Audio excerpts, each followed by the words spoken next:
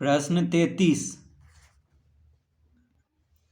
एक स्काउट मेले में 2601 स्काउट आए थे। एक दिन वे सामूहिक परेड करने पंक्तियों में खड़े हुए। प्रत्येक पंक्ति में उनकी संख्या उतनी थी जितनी पंक्तियों की संख्या थी। कितनी पंक्तियों में वे खड़े थे?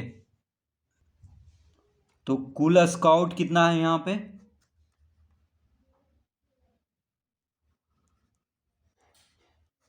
कुल स्काउट है 2601।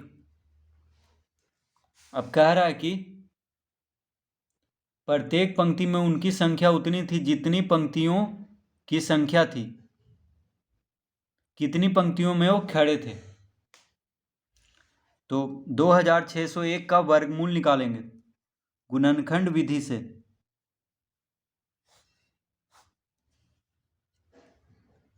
तो 2601 2 से नहीं कटेगा, 3 से कट जाएगा। तो 3 या 24 लगाएंगे। 2 इधर जाएगा तो 20 हो जाएगा, तो 3 छक 18। फिर 2 इधर जाएगा तो 21, यानी 3 सते 21 लगा देंगे। फिर 3 से कटेगा, 3 दूना 6 लगाएंगे। फिर 2 इधर जाएगा तो 26, तो 3 या 24। फिर 2 इधर जाएगा तो 27, तो 3 नंबर 27। अब देखिए 289 जो है 3 से नहीं लगेगा, ना ही 5 से लगेगा, 7 से भी नहीं लगेगा। अभाज्य संख्या से ही सिर्फ लगाना है, तो सीधा ये 17 से लगेगा, क्योंकि 17 गुना 17 होता है 289, यानी 17 का वर्ग होता है 289। 17 क्या है? अभाज्य संख्या है, तो अब नहीं लगेगा। तो लिखेंगे 2601 बराबर 3 गुना 3 गुना 17 गुना 17। तो 3 गुना 3 को लिख सकते हैं 3 का वर्ग। 17 गुना 17 को लिख सकते हैं 17 का वर्ग। तो वर्गमूल निकालना है, इसलिए जोड़ा लगा देंगे। तो 3 गुना 3 को क्या लिखेंगे? 3 का वर्ग, और 17 गुना 17 को 17 का वर्ग। अब 2601 का वर्गमूल निकालना है, तो इसको अंडर रूट में कर देंगे, यानी 2601 बराबर हो जाएगा अंडर रूट 3 का वर्ग गुना 17 का वर्ग। तो जब अंडर रूट हटाएंगे तो वर्ग भी हट जाएगा, यानी 3 गुना 17 सिर्फ लिखेंगे। तो 17 तिया होता है 51। तो क्या पूछ रहा था कि कितनी पंक्तियों में वे खड़े थे? तो इसका उत्तर आ गया कि 51 पंक्तियों में वे खड़े थे।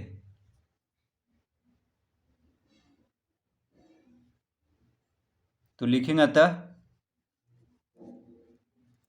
51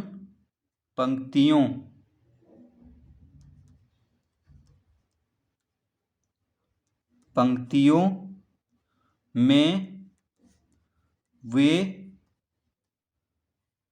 खड़े थे। 51 पंक्तियों में वे खड़े थे, तो इसका उत्तर आ जाएगा 51। तो बस क्या करना है, 2601 का वर्गमूल निकालना है।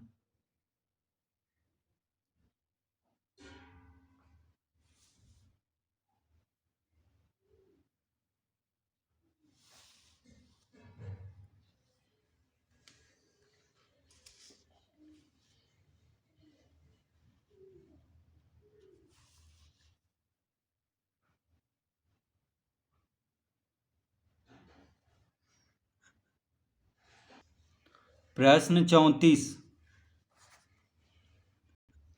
एक क्यारी में फूलगोभी के 7056 पौधे पंक्तियों में लगाए गए हैं। प्रत्येक पंक्ति में पौधों की संख्या उतनी ही है जितनी पंक्तियां हैं। तो पंक्तियों की संख्या क्या है? तो यहाँ पे लिखेंगे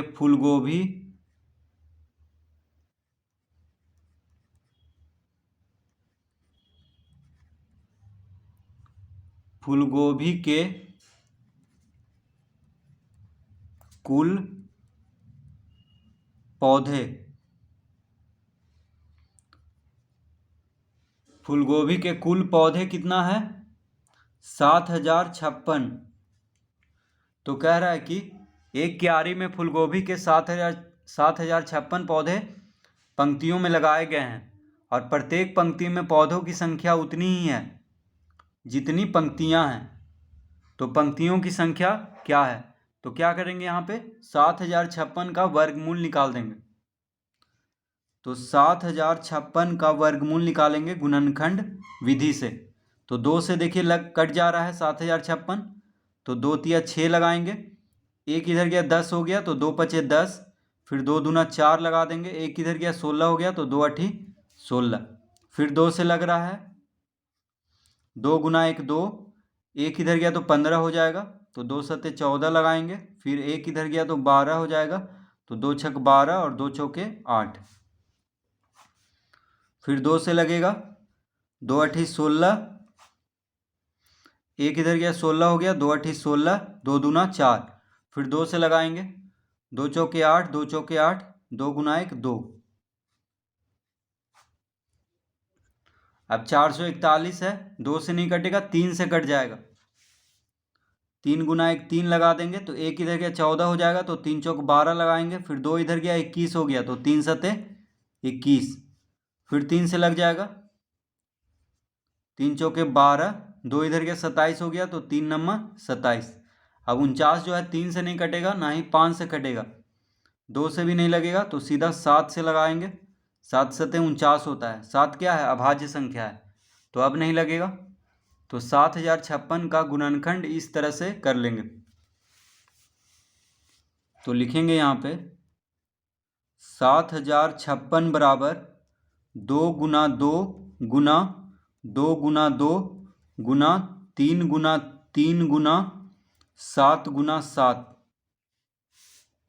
देखिए इसको लिख देंगे 2 गुना 2 गुना 2 गुना 2 गुना 3 गुना 3 गुना 7 गुना 7। तो वर्गमूल निकालना है इसलिए सबका जोड़ा लगा देंगे। तो 2 गुना 2 को लिखेंगे 2 का वर्ग, फिर 2 गुना 2 को 2 का वर्ग, फिर 3 गुना 3 का 3 का वर्ग, फिर 7 गुना 7 का 7 का वर्ग। इस तरह लिख लेंगे। अब क्योंकि वर्गमूल निकालना है इसलिए इसका अंडर रूट कर देंगे। तो अंडर रूट 7056 बराबर हो जाएगा अंडर रूट 2 का वर्ग गुना 2 का वर्ग गुना 3 का वर्ग गुना 7 का वर्ग।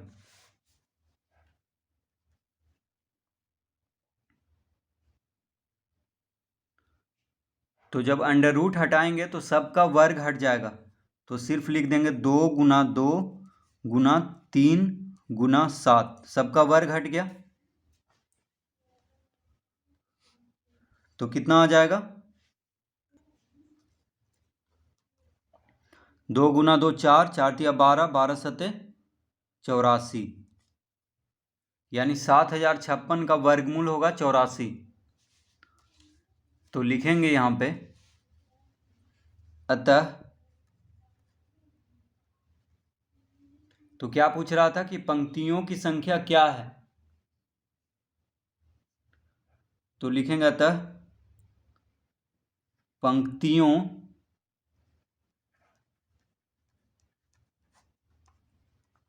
पंक्तियों की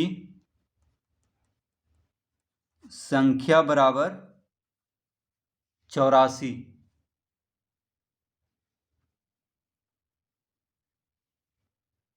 पंक्तियों की संख्या कितना है? 84 है। तो इस तरह से इस प्रश्न को हल करेंगे।